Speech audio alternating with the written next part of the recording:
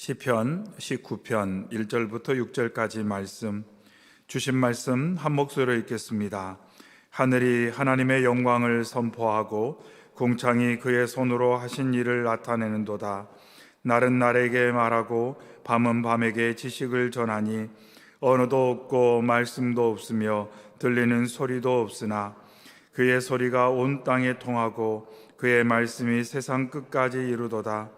하나님이 해를 위하여 하늘의 장막을 베푸셨도다. 해는 그의 신방에서 나오는 신랑과 같고 그의 길을 달리기 기뻐하는 장사 같아서 하늘 이 끝에서 나와서 하늘 저 끝까지 운행하며 그의 열기에서 피할 자가 없도다. 아멘. 오늘의 시편도 다윗이 지은 시편입니다.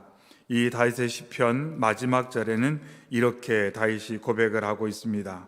14절에 나의 반석이시요 나의 구속자이신 여호와여, 내 입의 말과 마음의 묵상이 주님 앞에 연락되기를 원하나이다.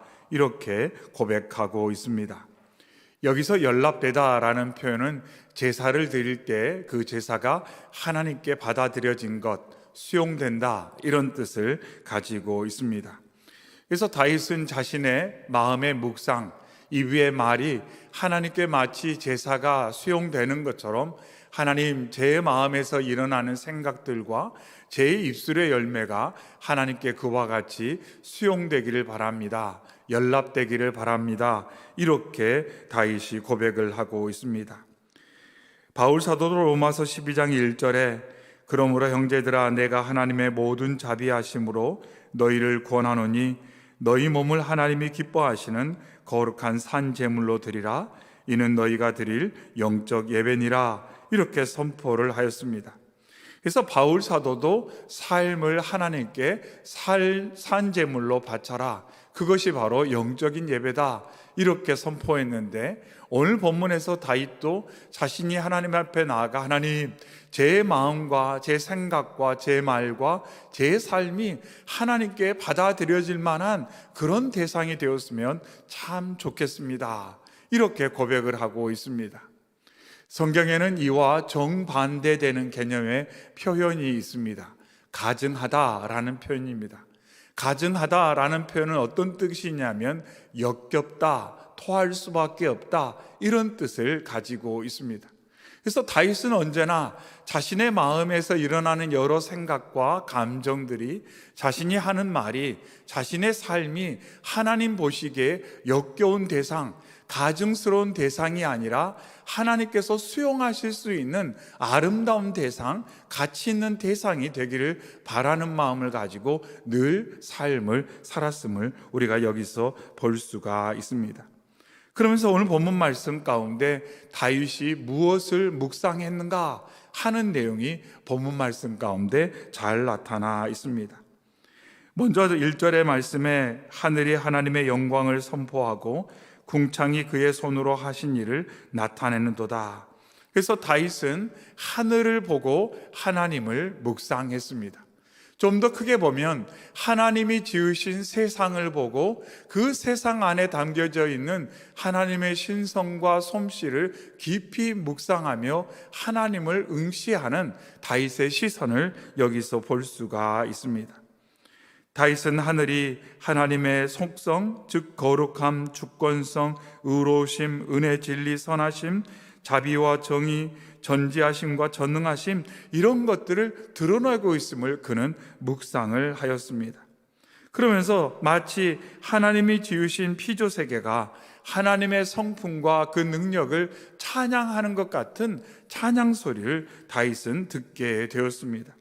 그런데 뭐라고 말하냐면 3절에 언어도 없고 말씀도 없으며 들리는 소리도 없으나, 그래서 찬양인데 어떤 찬양이냐? 소리 없는 찬양이다. 이렇게 다윗은 말을 하고 있습니다. 우리가 보통 찬양하면 사람의 목소리나 또한 여러 가지 악기를 동원해서 크게 울려 퍼지는 그런 것을 찬양이라고 생각하는데, 다윗은 여기서 자신의 귀로는 들을 수는 없지만 분명 자신이 이처럼 하나님이 지으신 피조세계를 통해 찬양을 듣고 있다, 소리 없는 찬양이 울려 퍼지고 있다, 이렇게 다윗이 말을 하고 있습니다. 그러면서 4절에 그의 소리가 온 땅에 통하고 그의 말씀이 세상 끝까지 이르도다. 그래서 인간의 귀로는 들을 수 없지만 피조 세계 안에 우렁차게 울려 퍼지는 찬양이 가득하고 있음을 여기서 고백을 하고 있습니다. 그래서 사람이 밤하늘의 우주를 보든지 들에 핀 꽃 한 송이를 보더라도 거기에서 소리 없는 찬양을 들을 수 있다, 이렇게 말을 하고 있습니다. 그런데 이러한 소리 없는 찬양은 언어를 사용하지 않기 때문에 통역이 필요하지 않다라는 겁니다. 외국에 갔다고 해서 거기에 있는 하늘과 꽃과 나무를 보면서 묵상을 할 때 통역이 필요치 않다는 거예요. 어디를 가든지, 어느 나라를 가든지, 어디 가든지 동일하게 온 우주 만물이 하나님을 찬양하는 그 찬양은 통역이 필요 없이 영이 일리는 사람, 성령의 사람들은 그 찬양 소리를 들을 수 있다, 이렇게 말을 하고 있습니다. 그러면서 2절에 날은 날에게 말하고 밤은 밤에게 지식을 전한다라고 말합니다. 이 소리 없는 찬양이 마치 강력한 설교인 것처럼 서로에게 울려 퍼지고 소통하고 있다라고 말합니다. 날이 날에게, 밤이 밤에게, 모든 피조 세계가 서로를 향해서 하나님의 영광과 하나님의 놀라운 성품을 막 설교하듯이 찬양을 하고 있다는 것입니다. 그래서 피조 세계에 가까이 가서 그들이 말하는 것을 들으면 여기저기서 막 하나님을 찬양하는 그 찬양 소리가 여기저기서 울려 퍼지는, 메아리치는 그 소리를 듣게 된다, 이렇게 다윗이 말을 하고 있습니다. 그러면서 바울, 이러한 찬양에 대해서 말씀드렸던 것처럼 바울 사도도 말하기를 로마서 1장에 창세로부터 그의 보이지 아니하는 것들 곧 그의 영원하신 능력과 신성이 그가 만드신 만물에 분명히 보여 알려졌다, 이렇게 말하고 있습니다. 그래서 바울 사도도 동일하게 피조 세계 안에 누구나 알 수 있는 하나님의 신성이 담겨져 있어서 사람들이 볼 수 있고 들을 수 있다, 이렇게 말씀하고 있습니다. 여러분은 언제 이처럼 하나님이 지으신 세상 속에서 하나님을 깊이 묵상하고 그 찬양 소리를 들으신 적이 있습니까? 저는 언젠가 청년들과 몽골에 단기 선교를 갔는데 그 몽골에서 본 하늘을 잊을 수가 없어요. 저녁에 하늘을 가득 채운 그 가득 찬 별들, 은하수, 이런 것을 봤는데 정말 놀랐어요. 와, 하나님이 지으신 세상이 이렇게 멋지구나. 그런데 우리가 도시 안에 살면서 이런 멋지고 아름다운 하늘을 보지 못했구나. 이 온 우주 만물이 하나님을 찬양하는 이 소리를 듣지 못하고 우리가 오늘을 살고 있구나 하는 생각을 하게 되었습니다. 다윗이 얼마나 그런 광경을 많이 봤을까요? 밤에 들에서 양떼를 치우면서 저녁에 하늘을 가득 채우고 있는 무별을 바라보면서 그 천지에 가득한 찬양 소리를 다윗은 듣게 되었다는 것입니다.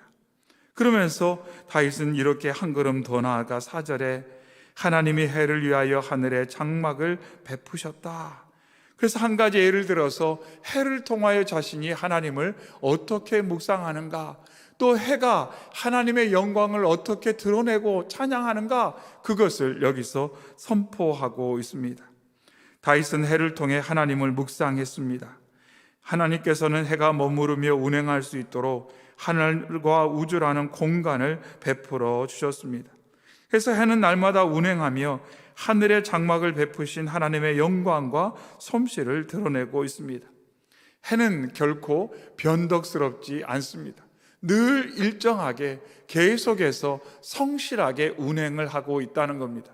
그래서 이런 성실한 자연의 질서를 통해서 하나님의 성실하심, 신실하심을 묵상하는 다윗의 모습을 여기서 볼 수가 있습니다. 말씀을 통해 우리가 함께 나누었던 것처럼 이 나무나 식물들, 피조 세계가 시계를 가지고 있는 것도 아닌데 얼마나 규칙적으로 이 모든 일들이 되는지 몰라요. 그 모든 것 안에 하나님의 성실하심, 신실하심이 나타난다, 이렇게 다윗은 고백을 하고 있습니다. 또한 5절에 해는 그의 신방에서 나오는 신랑과 같고 그의 길을 달리기 기뻐하는 장사 같다, 이렇게 말을 하고 있습니다. 해는 날마다 자신에게 힘을 주시고 힘있게 달리며 빛을 발하게 하시는 하나님의 영광을 드러냅니다. 그래서 해는 하나님의 빛 되심, 그 하나님의 능력, 그것을 사람들에게 나타내고자 계속해서 노력하고 있다. 이렇게 다윗은 묵상을 하고 있습니다. 6절에서 하늘 이 끝에서 나와서 하늘 저 끝까지 운행하며 그의 열기에서 피할 자가 없도다. 이렇게 말하고 있습니다. 그래서 해로 하여금 하나님께서는 빛과 열을 내게 하셔서 그 빛과 열로 이 땅에 존재하는 모든 생명들이 풍요로울 수 있도록, 생명을 유지할 수 있도록 하나님께서는 역사하셨고, 그 해를 통해 자신이 생명의 근원이며 생명을 풍요롭게 하시는 하나님이심을 나타내고 있다. 이렇게 다윗은 묵상을 하고 있습니다. 참 놀랍습니다. 지구와 이 태양과의 거리나 관계성을 생각하면 너무너무 신기롭습니다.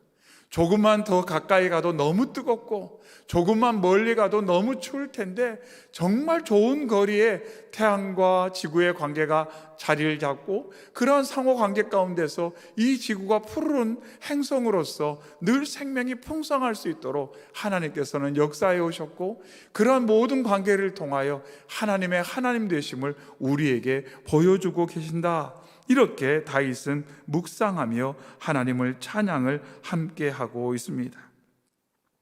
그런데 다윗은 이러한 피조 세계를 바라보며 피조 세계를 잘못 묵상하는 사람들을 봤어요.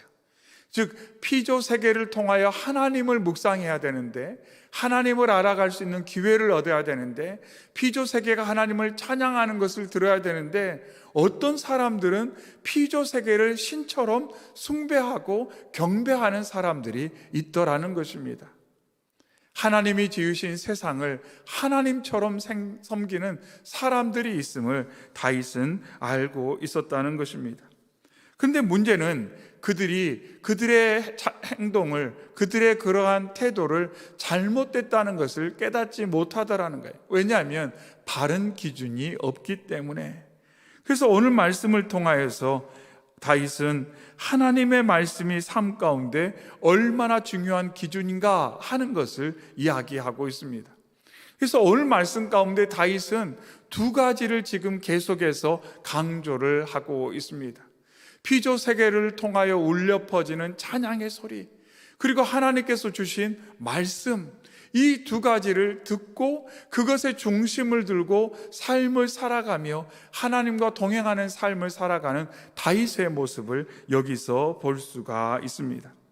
7절 하반절에 말씀하기를 여호와의 증거는 확실하여 우둔한 자를 지혜롭게 하며 라고 말합니다. 그래서 다윗은 자신이 묵상하고 있는 것이 피조 세계 안에 있는 하나님을 향한 찬양이요, 또한 자신이 묵상하고 있는 것이 하나님의 말씀입니다. 이렇게 고백을 하면서 그 말씀이 사람에게 지혜를 준다고 말합니다. 그러면서 여호와의 증거는 확실하다 이렇게 말합니다. 확실하다. 불안정하거나 틀리거나 흔들리지 않고 불변하다. 영원토록 항상 중심이 잡혀있다. 이렇게 고백을 하고 있습니다. 하지만 하나님의 말씀, 그 확실한 말씀을 거절한 사람, 그 말씀에서 벗어난 사람들은 우둔하게 된다라고 말합니다. 여기서 우둔하다라는 것은 열려있다라는 뜻이야. 우리가 세상에서 열려있다는 좋은 개념으로 받아들이는데, 여기서 말하는 열려있다는 표현은 좋은 개념이 아닙니다. 즉 하나님께서 주신 참된 것만 받아들여야 되는데, 이렇게 모든 것에 대해서 다 열려있다 보니까 좋지 않은 것, 거짓된 것, 바르지 않은 것까지 다 보고 듣고 마음 가운데 담아내어서 결국 그 중심이 바르지 않고 계속 요동하는 사람들의 모습을 여기서 우둔하다 이렇게 말을 하고 있습니다. 다윗은 사람이 하나님의 말씀을 듣고 지혜를 얻어 사는 것이 하나님께 영광이라고 말합니다. 그래서 다윗은 언제나 하나님의 말씀을 기준 삼고 그것을 묵상하였습니다. 그래서 자신의 마음 가운데 세상의 허탄한 것을 묵상하는 것을 원치 않고 하나님이 기뻐하는 것만을 묵상하고자 말씀을 붙드는 다윗의 모습을 보게 됩니다. 그러면서 8절에는 여호와의 교훈은 정직하여 마음을 기쁘게 한다고 말합니다. 그래서 하나님의 말씀이 사람을 기쁘게 한다. 앞에서 사람에게 지혜를 주었던 그 하나님의 말씀이 사람에게 또한 기쁨을 준다고 고백을 하고 있습니다. 세상이 줄 수 없고 알 수 없는 기쁨과 만족을 준다는 것입니다. 또한 8절 하반에 여호와의 계명은 순결하여 눈을 밝게 하시도다 이렇게 말합니다. 사람에게 빛의 역할을 말씀이 감당함을 다윗은 여기서 고백하고 있습니다. 시편 119편 105절에도 주의 말씀은 내 발의 등이요 내 길의 빛이니이다 이렇게 고백하고 있습니다.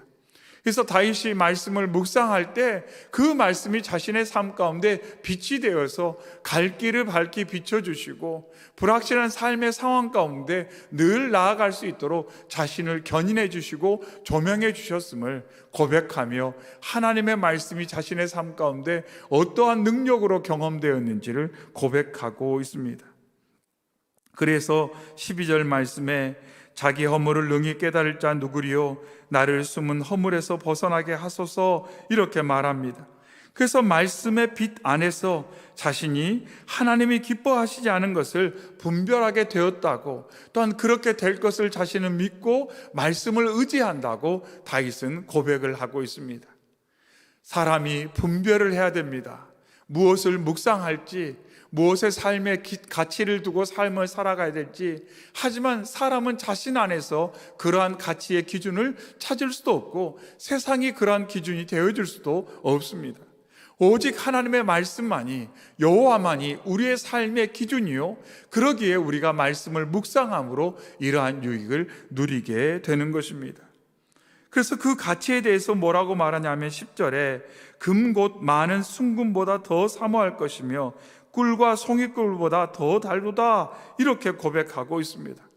금덩어리보다 말씀이 더 귀합니다 이렇게 다윗이 고백하고 있습니다.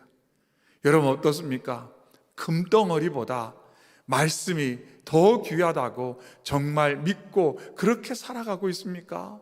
그것이 믿음이라고, 그것이 하나님이 기뻐하시는 신앙의 자세라고 오늘 말씀을 통해 강조하며 자신은 그렇게 살려고 지금까지 노력해왔고 앞으로도 그렇게 살겠다고 자신의 결단을 고백하며 겸손히 하나님을 의지하고 있습니다. 하나님, 하나님의 말씀이 세상의 그 무엇보다 중요하고 가치가 있습니다. 세상의 어떤 대상이 주는 기쁨보다, 세상의 어떤 대상이 주는 즐거움보다 하나님의 말씀이 꿀송이보다 더 단 것처럼 내 심령에 기쁨과 감사와 만족을 줍니다. 이렇게 다윗이 고백을 하고 있습니다. 그러면서 그 말씀에 의지하여 다윗은 자신이 무엇을 묵상하고 있는지를 점검했습니다. 그래서 우리가 믿음 생활을 한다고 할 때 늘 이렇게 말씀을 듣고 묵상하고 말씀 중심으로 살아야 되는 이유는 뭐냐면 모든 것의 기준, 모든 것의 판단과 분별을 할 수 있는 기준이 말씀에 있기 때문에, 그리고 모든 것을 밝히 알 수 있도록 도와주는 것도 말씀이기 때문에 이처럼 말씀과 기도가 함께 가야 함을 오늘 말씀을 통해서 다시 한번 일러주고 있습니다. 사랑하는 성도 여러분, 바라고 원하는 것은 저희가 기도하면서도 언제나 이처럼 온 우주에 울려 퍼지는 하나님을 찬양하는 찬양 소리를 들으며 우리가 기도하기를 원합니다. 우리가 기도할 때 우리에게 영원한 기쁨과 영원한 빛과 영원한 생명의 중심이 되는 하나님의 말씀 가운데서 기도하는 저와 여러분이 되기를 바랍니다. 그러면 우리의 마음이 요동치지 않을 것이고 든든한 반석에 서 있어서 언제나 중심을 잡고 힘있게 하나님과 함께하는 삶, 하나님의 능력과 하나님의 은혜를 경험하는 삶이 될 줄로 믿습니다. 오늘 저녁에는 하늘이 잘 보이지는 않을 것 같아요. 그래도 삶의 순간순간마다 잠시 멈춰서서 하늘도 한번 보시고, 요즘 꽃이 피기 시작했습니다. 꽃도 한번 깊이 바라보시고, 또한 되어져가는 많은 아름다운 하나님의 그러한 자연 질서 속에서 찬양을 들으시고, 또 삶의 자리에 나가 말씀을 묵상하며 그 말씀 가운데 임재하시는 하나님을 경험함으로 말미암아 우리의 기도가 하나님과 멀리 있어서 하는 기도가 아니라 찬양을 듣는 기도, 말씀을 듣는 기도, 임재 가운데 드리는 기도, 하나님과의 대화가 되시기를 주님의 이름으로 축원합니다. 아멘. 주신 말씀 가지고 이 시간 간절한 마음으로 기도하겠습니다. 하나님, 때때로 삶의 문제 가운데 저희가 힘들어하는 순간, 외롭다, 혼자 있다, 뭔가 아무런 도움이 없는 것 같은 그 순간도 있었지만, 오늘 말씀을 통해 천하 만물이 하나님을 찬양하고 있고 천하 만물이 하나님의 영광을 나타내는 이 계절에 하나님, 저희가 피조세계를 통한 그 영광의 찬양을 듣고 그 영광의 찬양을 들으며 격려받고 위로받고 소망을 얻는 저희가 되게 하여 주시옵소서. 또한 하나님, 하나님의 말씀이 꿀송이보다 더 달고 정금보다 더 가치 있다는 다윗의 고백이 우리의 고백이 되기를 원하오니 역사하여 주시옵소서. 하나님의 말씀을 묵상할 때 그 말씀 안에서 하나님을 만나게 하여 주시옵소서. 하나님의 음성을 듣게 하여 주시옵소서. 내 마음과 삶의 힘이 되어 주시고 빛이 되어 주시고 생명의 능력이 되어 주시고 길이 되어 주시는 주님을 만날 수 있도록 주여 역사하여 주시옵소서. 그래야 하나님, 우리의 기도 생활이 말씀과 찬양과 함께 나아가는 생활이 되게 하여 주시옵시고, 그래야 우리의 삶 가운데 참된 만족과 기쁨과 감사와 감격과 하나님을 향한 영광의 찬양이 넘쳐날 수 있도록 주여 인도하여 주시옵소서. 하나님, 혹여 우리의 삶 가운데 찬양이 멈추지는 않았습니까? 말씀의 감격이 식지는 않았습니까? 기도가 작아지지는 않았습니까? 오 하나님 아버지, 이 시간 기도하며 나아갈 때 이 모든 것들이 새로워질 수 있도록 역사하여 주시옵소서. 우리의 심령 가운데, 우리의 가정 가운데, 몸된 교회 가운데 하나님 찬양이 가득하기를 원합니다. 기도 소리가 가득하기를 원합니다. 말씀의 능력이 가득하기를 원합니다. 아버지여 역사하여 주시옵소서. 특별히 저희의 심령뿐만 아니라 우리 사랑하는 가족들, 우리의 자녀들의 심령 가운데 역사하여 주시어서 우리의 자녀들의 심령 가운데 찬양이 넘쳐나게 하여 주옵시고, 기도의 능력이 경험되게 하시고 말씀의 생명력이 그들의 삶 가운데 역동할 수 있도록 주여 함께하여 주시옵소서. 이러한 기도 제목 가지고 우리 주여 한번 크게 외치고 간절한 마음으로 우리 함께 기도하겠습니다. 주여